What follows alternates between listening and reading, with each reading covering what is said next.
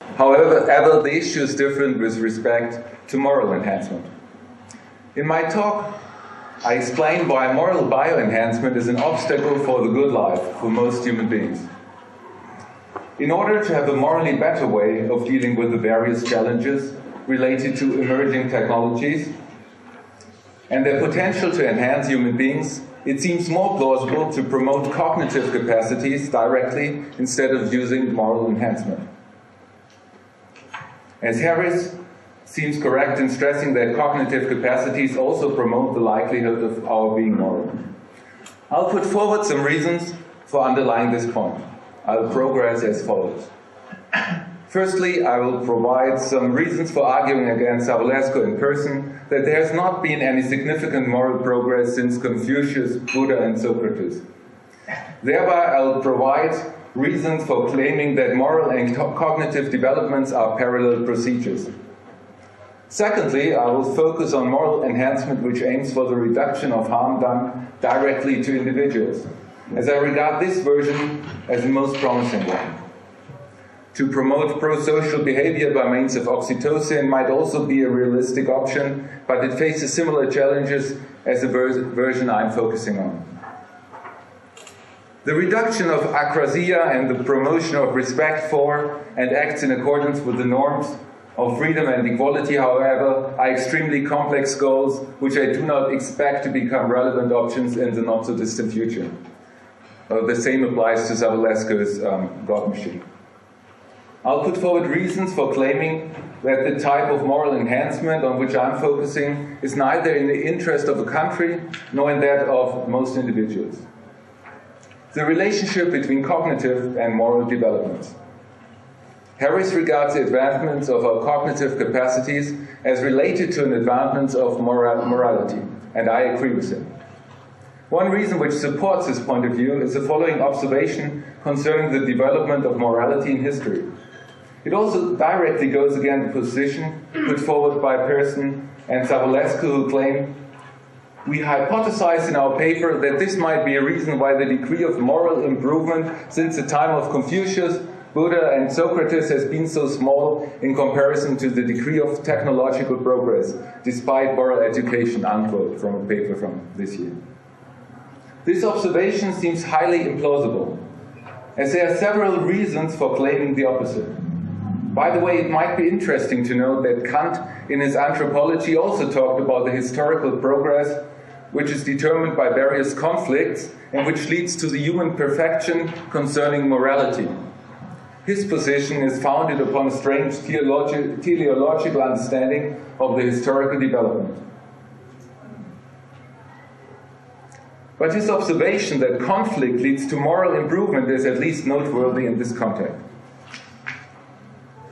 I assume that morality is related to the notions of norms of negative freedom and equality. These norms have only been developed during the Enlightenment.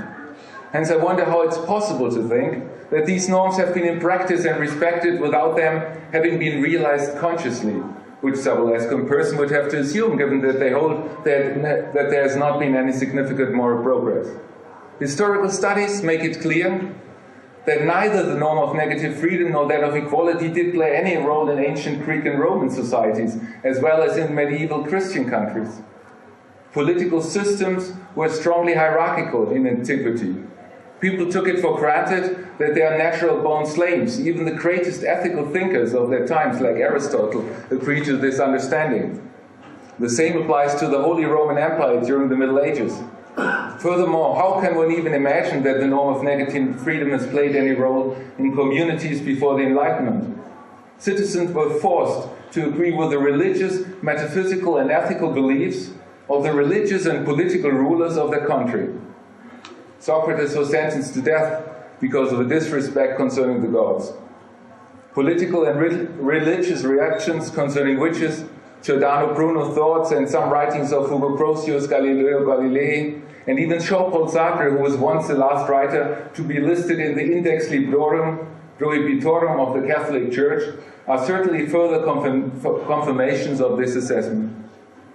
The Enlightenment period has been one in which thinkers, Scientists, writers, soldiers and normal citizens have been fighting for their right to live according to their own concept of a good life. They no longer wish to be forced and constrained by their religious and political leaders to be told how to live their lives. It was primarily the wish on which most of the Central Enlightenment developments occurred. The French Revolution, the increase of relevance of the natural sciences, and the development of technologies by engineers are related to the fight against the dominance of Christian, religious and political leaders, so that it was possible for a move away from a totalitarian religious system towards a liberal democratic political structure to occur. On the intellectual level, philosophers from Descartes via Locke and Kant have supported this development in the same way as artists and writers like Leonardo da Vinci or Marquis de Sade. How then can anyone even imagine that there has not been any significant moral improvement since the time of Confucius, Buddha and Socrates? Given that there has been a clear moral progress from the Middle Ages to our times concerning many citizens of enlightened and some of the non-enlightened countries, it might be possible to relate this insight to the advancement of our cognitive capacities, and I regard it as highly plausible that such an advancement has occurred too. There has been an incredible progress with respect to technologies, the sciences and mathematics during the previous 2,000 years.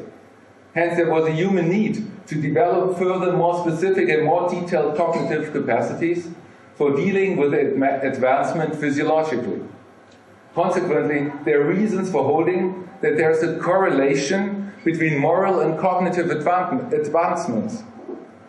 This also supports the position that further cognitive advancement processes might lead to a kind of further moral enhancement, and contra Persson and Savulescu, such a development does not have to be feared.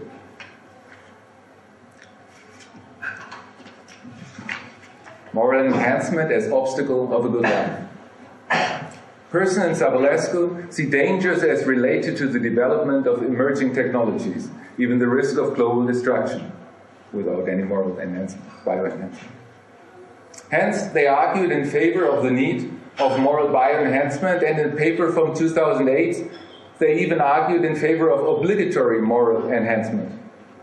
In the following passages, I will question that moral enhancement can sensibly be implemented, as I regard it as an obstacle of a good life for most human beings.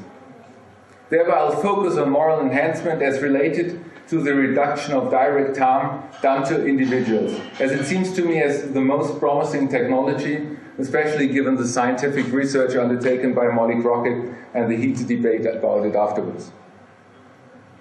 Moral enhancement as legal obligation. One way of arguing in favor of moral enhancement as legal obligation is to show an analogy with vaccinations.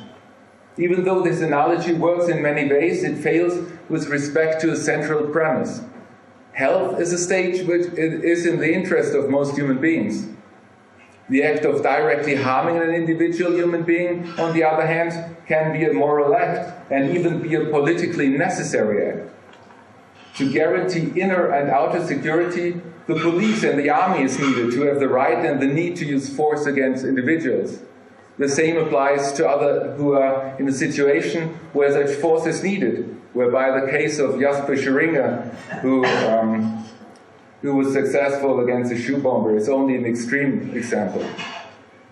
There are many everyday examples which could be mentioned in this context, e.g. the need to use force against violent young people who act aggressively against old people in an underground train. These examples make it clear that it cannot be in the interest of a country to render moral bioenhancement technologies legally compulsory, because such a regulation in the end might even endanger the existence of a state in question. Non-morally enhanced citizens from other countries visit state Y, in which it's compulsory for citizens to become morally enhanced. Consequently, there will be citizens which endanger the inner order of a state Y by means of violent acts, fraud, robbery, and other crimes. Furthermore, state Y also risks to be invaded by other countries whose soldiers are not morally bioenhanced. Morally enhanced soldiers who have the tendency not to harm other individuals directly will not be able to fill well their duties. and which endangers the existence of state Y. Due to the risk of inner and outer security associated with moral enhancement technologies, living in a state in which these technologies are legally compulsory is not in the interest of most human beings, as a good life usually requires a safe environment. A state in which inner and outer security is at risk does not provide such an environment. Moral enhancement as free choice. One interest individuals can have to become morally enhanced is to get rid of sanctions from which a person is threatened or which have been imposed on someone. This case is represented well by the repeat offender, e.g. a rapist, who is being offered freedom if he is willing to undergo moral enhancement. In this case, chemical enhancement, chemical castration can be seen as a moral enhancement. However, the motivation of the offender to choose moral enhancement was to get rid of a sanction, namely the sanction of being imprisoned. Still, the procedure of chemical castration is not necessarily in his interest, as he enjoys sexual intimacy, and it might be a central piece for his own well-being. He's merely sacrificing a part of his well-being to enable him his not being imprisoned. Concerning living a good life, I can even imagine that raping someone can be intrinsically connected to someone's concept of a good life. Only by raping someone he can feel fulfilled. I'm not defending rape in any way by making this statement. I'm merely trying to hint at the possibility that there can be, and usually is, a huge gap between a moral life and someone's good life. Here, someone's good life is connected to the act of rape. However, such behavior is neither legally nor morally acceptable in most, if not all, kinds of societies. Hence, there is the need to sanction rapists. It also needs to be acknowledged that living in a society can mean that one has to limit one's possibility of living a good life. What about the case of a religious believer, Z, who is being threatened with eternal torture if she acts immorally? Z holds that by being moral, she can increase the likelihood of having a blessed afterlife. In her current life, however, she has got the tendency to attack people when she does not regard herself being treated appropriately. Consequently, she decides to reduce the risk of being sanctioned in afterlife by undergoing moral enhancement. On the one hand, there is a tendency of beating up someone if she feels humiliated, and beating up the other person makes her feel good, because she knows that she's strong and that by affirming her being stronger than someone else, she provides her with a feeling of excitement, which she usually does not have during most periods of her life. Hence, it can be the case that this aggressiveness in her being in a fight is closely connected to her feeling well and feeling alive, that both parts are essentially connected to her leading a good life. Such acts, however, are legally and morally forbidden. Again, her ideal of a good life, which is essentially connected with her aggressiveness, is being limited by her living in a society and by her being a believer who holds that she will be tortured in the afterworld for her aggressive behavior. It seems clear that people may decide to undergo moral enhancement to avoid being sanctioned. In the case of the religious fever Z, her behavior can lead to her being sanctioned both in this world as well as in the afterlife. By being more moral, she can reduce the likelihood of this happening to her. If there were no political, moral, or religious sanctions, then it's highly likely that the people mentioned here would not be interested in moral enhancement, because their morally problematic acts are also the ones which provide them with an intense feeling of happiness, being fulfilled and being excited. Hence, the question needs to be addressed whether moral enhancement can be of interest for people who are not in a comparable situation and who are not afraid of being sanctioned.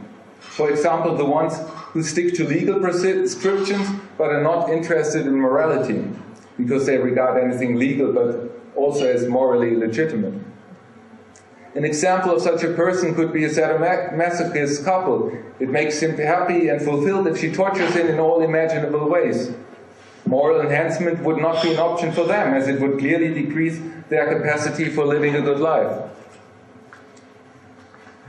Is it necessary to refer to seemingly extreme cases to claim that moral enhancement is not in the interest of most people and hence would not be chosen freely by them? I think it's necessary to realize that for most people, that there's a gap between their concept of a good life and the moral demand to reduce the tendency of directly doing harm to an individual, which is the type of moral enhancement I'm focusing on. The following 3 short examples exemplify further how important directly doing harm to an individual can be for most of us, or how important aggressive behavior can be for most of us. Firstly, there's the example of you wishing to enter a bus and there being some young man who tried to get in before you, even though they just arrived at the bus stop. Here a certain verbal force which is directly directed at them is appropriate. If you do not get into the bus, but they do, you would feel bad. This is a very simple but poignant example which supports my basic insight that morality is usually in the interest of the immoral. Here the young men are immoral and manage to reach their goal, to get into the bus. You do not, even though you act morally properly. Secondly, is there an increased tendency of not doing direct harm to an individual? Maybe even some professions might end, like that of fishermen might die out. Thirdly, there's a case of you trying to talk to a girl in a club, but there's also your more talkative and pushy friend. Of course he managed to push you away from her and the conversation, and he manages to have a great evening with her. Again, it's you being someone being directly aggressive to you, which enables him to have a great time and causes you to be sad and lonely. All 3 examples reveal the tension between a concept of leading a good life and the importance of direct aggression against another living being, which helps you leading a good life, which can help you at least leading a good life. I'm not assuming a strong and detailed concept of the good by making this judgment.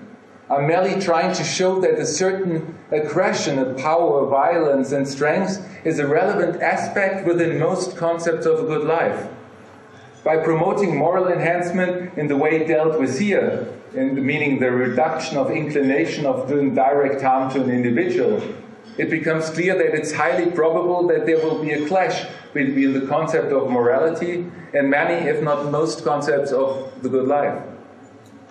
I'm assuming that a good life is immediately connected to someone's physiopsychology, and that these are radically different among human beings. Any non-formal account of the good, hence, is bound to be implausible. One aspect relevant for many people, however, is their will to live, to have developed capacity with special standing in their community. Due to both elements being relevant for a good life, it's highly likely that there's a tension between an increased tendency of not harming and most of our concepts of the good. I'm now coming to the conclusion.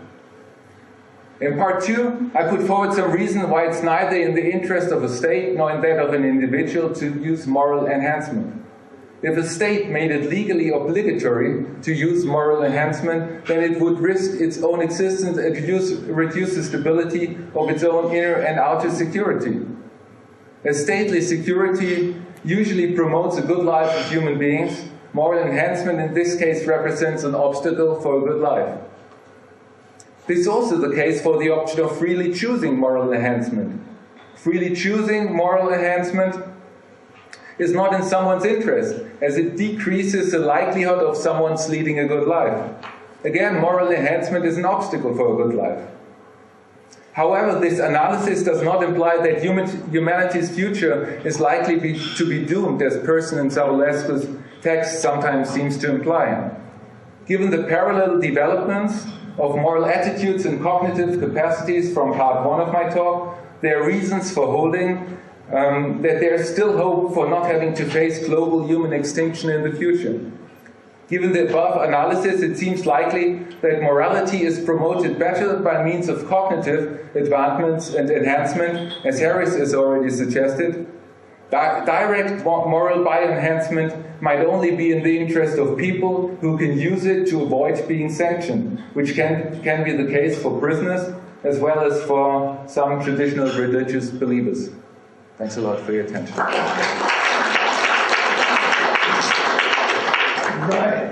we have about 20 minutes for discussion. Sorry, I know you, but I can't remember your name, but anyway. It's Owen. So yeah, I guess I was curious about these arguments you're putting forward. So it makes sense that moral enhancement isn't generally in the interests of the person you're forcing to enhance. But I was wondering whether you really want to say that it's not in the interests of the state.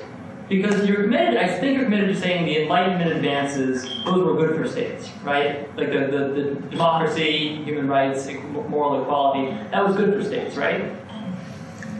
It was a benefit to states. I think it's in the interest, the developments of the Enlightenment, and now that we've sort of a high respect for the norms of freedom and equality, is something which is in the interest of human beings. That's what they've been fighting for. Yeah. I mean, you could have thought that somebody who's maybe the Enlightenment is occurring, and someone's sitting there thinking, well, okay, maybe this morality is all well and good, but this is going to make you weak. You know, you're gonna have moral equality, then you won't be able to enslave people. You'll have an inefficient economy. You have all these democratic freedoms. This will lead to riots, and this will lead to all these unrest. The same sort of considerations that you seem to say could apply to a morally enhanced society, but also seems to undermine the stability of enlightened society, because the very same considerations would make them weaker. So if you think that there's something about the Enlightenment that overcame that made it good for states or something like that, why would it be the case that the same factors could overall make moral enhancement of a biological kind good for the states? Well, firstly, I was just talking about a certain type of moral enhancement, namely the type of moral enhancement which reduces the tendency to do direct harm to an individual. Because this is maybe by applying citalopram, you can alter the level of serotonin, and so hence we've got a reason to hold that this might be possible to alter the action in this way. I'm not talking about sort of some ideal type of moral enhancement, because at the moment I couldn't even imagine how it would work out. So I'm focusing on some more pragmatic, realistic points. Sure. So is that in the interest of a country if the tendency to inflict direct harm on someone is being reduced? If it applies universally, I mean, it weakens the state, it weakens the stability of the state, because it will only apply in one country, but it won't apply in all the other countries. So it applies to soldiers, members of other countries can come, who are not morally enhanced, can come into the country. They will introduce fraud and robbery and whatever. And hence, it would have to be applied in a universal sense if it would have to be imposed or made obligatory in the whole world or in all countries if it made sense at all. Yeah, I guess my worry is that a lot of the Enlightenment reforms made the country weaker. So if you have equality, you can no longer, just throw people in prison at will. If you have human rights, you can no longer do whatever you want in war. And Western democracies have adopted a lot of these moral developments that really have the effect of reducing the amount of harm the state can do to its citizens. And currently you have democracies, Western democracies that people think are great, and a lot of other despotic countries that don't recognize human rights. But it's not the case that the countries that don't recognize human rights have kind of invaded and taken over the democratic states. I think the strength of a country is independent actually of the political form. I mean, it just depends on how much a country invests in inner and outer security. But then if that's right, we can apply that solution. If strength is independent of morality, then we can enhance morality and we'll have an independently strong state to avoid these kinds of weaknesses that you pointed out. But you couldn't enhance the strength or because the aggression, because this is exactly the aspect which is obligatory being de-enhanced in all the members of the country. So it goes against the interest concerning the security issues. Now stopping you. Thomas Laub.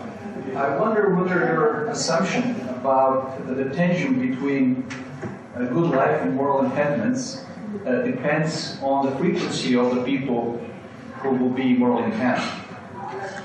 Is this frequency dependent? If you have much more people enhanced, wouldn't this somehow increase the possibility of a good life on average in such a state? I think So you think the good life by more people having moral standards, but as I said, I was talking about the specific concept of moral standards, of moral enhancement. And in this case, just the reduction to inflict direct harm on someone else. Did you want to take it in more open sense, or you didn't consider that, you know, the moral enhancement on a collective basis? No, firstly, I was merely considering in one specific country, not on a global basis. But I think the concept of the good life is actually is independent of whether it's done on a global scale or solely in one specific country. Because it's what I was trying to hint at and show it, and what's being revealed also, well, the fantasy, the drives, the passions, which are so closely connected to someone's leading a good life, are so diverse in us human beings. They become revealed just by mentioning the various chat rooms and the internet, by what people dream at night, what each one of us doesn't dare to say to another, and would be ashamed to if he or she, if it was revealed what we in secret, what really fascinates us, what really turns us on. So what is closely connected to what makes us human beings go, what fascinates us, what is connected to leading a good life, and there's very open. I mean, one of the central premises and one of the central elements, which is not there universally, but which I think is there in most human beings, and why I think it's also what Savulescu said earlier on. Oh yeah, we would be morally enhanced if we would become more like women. Well, I think it's good, this plurality, this diversity. The diversity is both good in evolutionary sense, but it's also good that we fulfill all the various roles in the society. That some ones can be rather the warriors, the soldiers, the ones who are being more pushy and aggressive in the field of economics, or in other circumstances where it's important to be like this. But if one alters the moral attitude in that respect, one reduces the inclination to directly harm someone else, that diversity would vanish. It would lead to maybe also homogenization of society, but that wouldn't be necessarily, that's not necessarily the very I've been talking about. Just to stress that the aspect of violence, of aggressiveness, is also something which needs to be cherished. Yes, but I think that you challenge the assumption that human species is more or less unique, or human nature is more or less unique. I mean, if we all in this room would make up a society, wouldn't we be better off the more people were exposed to moral enhancement, as on average? Well, this is that's a very sort of a thought example, which I think is it implies too many hidden assumptions, which I couldn't deal with now as a short response. Okay. Yes, so just on that last point you said, because I thought you were saying that society has been morally progressing, and there has been sort of moral enhancement. Then you were just saying then that moral enhancement is a bit of a threat to diversity. We will be the same. So clearly, so far, it hasn't really been a threat to diversity. We haven't become more homogeneous because of this moral progress. So just say a bit more about that. Okay, the moral enhancement, which is a threat to diversity, is the one which was mentioned earlier this morning. So that we ought to become more like men, ought to become more like women. In that case, if it goes into a certain direction, but the moral progression, which is connected to, which has taken place from my analysis of the first part of the talk, actually leads to greater plurality and diversity, because it's connected to this notion which I regard as a central notion for morality, and that's the recognition of the importance of the norms of negative freedom and the norm of equality, and because so on several layers of our cultural development during the Enlightenment process, we've been fighting for that. We no longer have the rulers political, religious rulers who force us into a certain specific context, to live according to a certain specific context of the good life. And that's why it's such a wonderful achievement also that we now have established the dominance of these. It's an achievement, it's a progress, it's not an insight, it's not an eternal value, norms, freedom and equality. I think it's something which we've been fighting for as scientists, as soldiers on a cultural level. And it is something we need to cherish and to actually apply these norms and to live in accordance with the norms of freedom and equality needs the various capacities, needs cognitive capacity, in particular I think cognitive capacities, but also other ways of understanding, grasping, analyzing, interpreting the situation we are in. And by reducing it to a type of moral enhancement, moral bio-enhancement, which has been suggested before. Normally, it's been talked about, well, oxytocin, then altering the level of serotonin, and acrasia. It's always there, because by using certain pharmaceuticals, you can only alter one specific aspect of human behavior, and so and to grasp, to introduce a type of moral enhancement, which, the God's machine is I don't think, I'm not considering that for the time being, because I couldn't imagine how it would, work like that.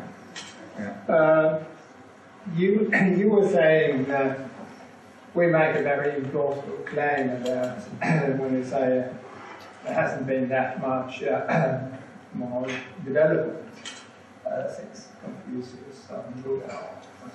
And now we were making a sort of comparative claim, comparing it to scientific development, which has been enormous, formidable.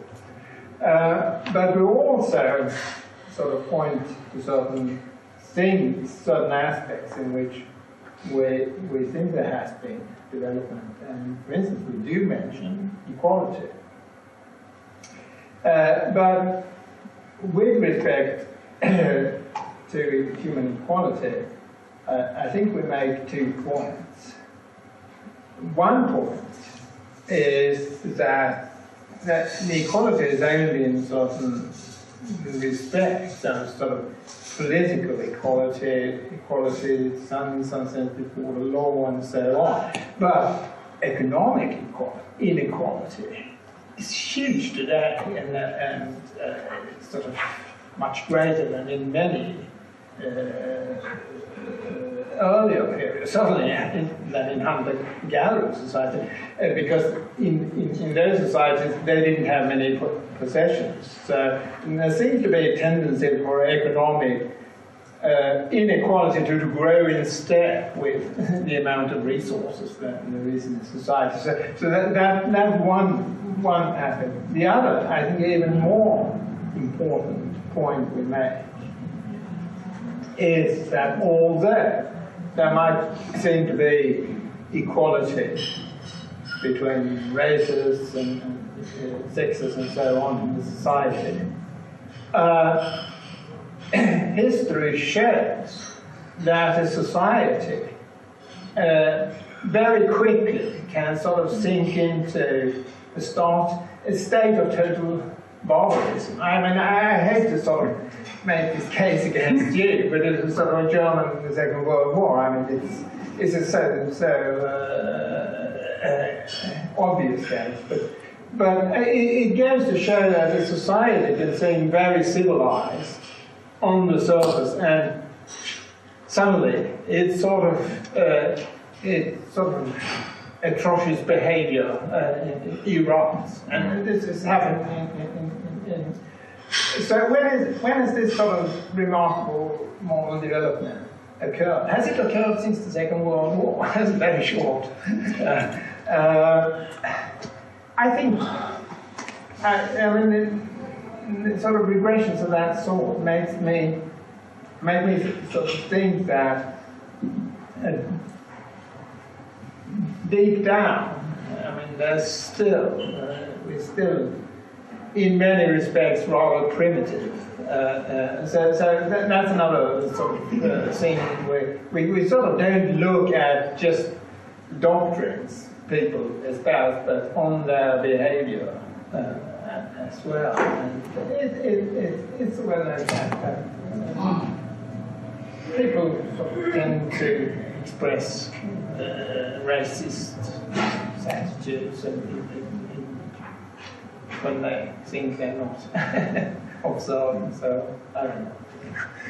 Yeah, you're definitely right. I mean, I didn't claim that sort of by promoting cognitive capacity, there's a necessary connection to a moral enhancement or moral betterment. There's always a risk of things going slightly wrong at the end in barbarism. You know, sometimes just slightly, sometimes worse. So there's not this necessary connection between cognitive development and moral development. But it seemed to me, sort of in the article, well, as you just said now, that you showed there's such a strong development in the sciences, but there's only just a little bit of a slight development, a little bit of equality concerning moral enhancement, and that just is so obviously. I may have mentioned some reasons. This is so obviously doesn't correspond to what has happened in Europe. I mean, especially during the Enlightenment process. But you can also see it from the historical development in ancient Greece. There was no such concept of the norm of equality in a society. You don't find the notion of equality in Plato and Aristotle. The Stoics were the first to introduce any equal form of consideration.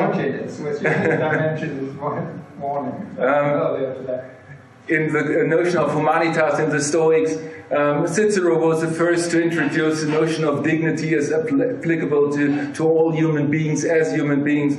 But then it had a slight effect for society, because the slaves received a slightly higher attention, maybe got slightly less suppressed. It did have an effect in the community, but on a much more global basis. Then the concept of dignity was revised again during the Renaissance times, when it was taken up by Pico and others, and later on by Kant. And in the whole process, there were parallel procedures which took place. There was a movement away from this metaphysical Christian understanding of the world. The sciences became more important. Leonardo da Vinci was the first who stressed the painting as a central art. And parallel to this, there was an aggression or a fight against political and religious leaders because in all these societies, their metaphysics and the interest of the leaders and their worldviews were dominating the actions and the concepts of the good life of all the citizens. And I think it's been an immense moral progression which has taken place from that time on. In particular, the fight concerning us now having the chance of having our own concept of the good life, of being able to fulfill how we want to what we regard as appropriate. And the diversity now is enormous just going 20 years back. I'd like to ask whether somebody's got a last question. Oh yeah, quick one. I was thinking earlier maybe mixing or confusing two kinds of aggression or violence. I mean, we talked about, they seem to use these notions of aggressiveness and violence interchangeably. But it seems to me that we have a positive aggressiveness and we have violence, which is something bad. So it seems to me that your argument rests on this, say, ambiguity between these two. When I was talking about when I was talking about the concept of the good, I mean, what is important that sort of aggressiveness, some may think violence is important in some respects. Sort of just the understanding of us, losing, being less aggressive, being less violent, necessarily makes us moral better.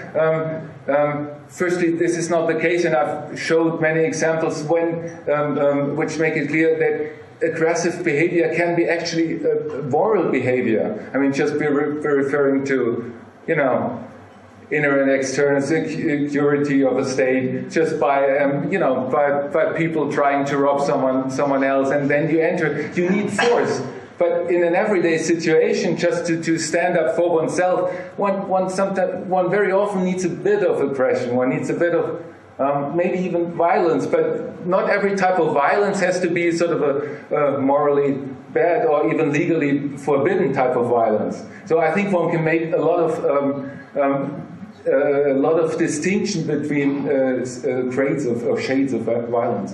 That's it, say. So, thank you.